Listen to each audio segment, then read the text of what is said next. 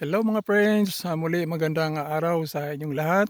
Tayo ngayon ay narito sa ating panibagong episode. Meron akong ituturo sa inyo guys na panibagong kaalaman. Ang ating pag-usapan ay tungkol sa intercropping method. Ano ba ang intercropping method? Ang intercropping method ay ang pagtatanim sa pagitan o sa ilalim ng unang nakatanim na. Kagaya nitong nasa harapan ko. Yan, ang aming mga mais dito guys ay may bunga na. Paano ba natin ma-intercropping ang mais? Madali lamang po. Sa palagay ninyo na malapit nang ma-harvest ang inyong mais, pwede na kayo mag-intercropping sa ilalim nito para ma-save ang space at ang time. Halimbawa, meron kayong 1 hektaryang maisan. Kung mag-intercropping kayo, meron na rin kayong 1 hektaryang kamutihan. Yan yung kainaman ng intercropping.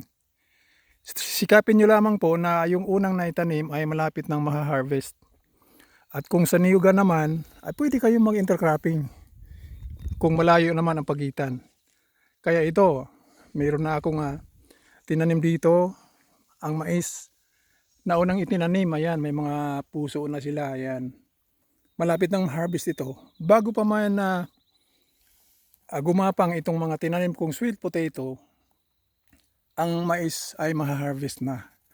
Kaya malaking pakinabang guys ang technique o method na intercropping. Tara na, subukin ninyo guys. Epektibo ito. Save time, save space, and you can harvest. Okay, so ito, patuloy ko ang aking pag-intercropping.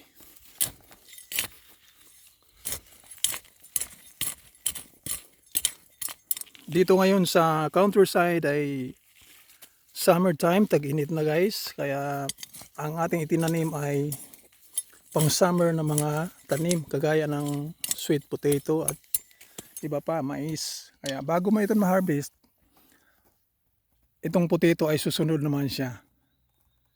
See, subukin ninyo guys kung mayroon kayo dyan na hindi naman gaanong kalakihan na space. Kung gusto nyo na walang patid ang inyong production, ang inyong garden, subukin ninyo ang intercropping. May nauna na itinanim, malapit nang ma-harvest, magtanim kayo sa ilalim. Ang tanong, nakakaapekto yan sa pagtubo ng mais? No, kasi may bunga na ang mais guys. Siya ay maghihintay na lamang kung kailan siya magiging mature.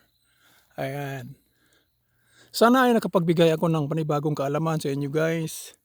Intercropping is the best method. Save time, save space. Thank you for watching. See you next episode. Bye bye.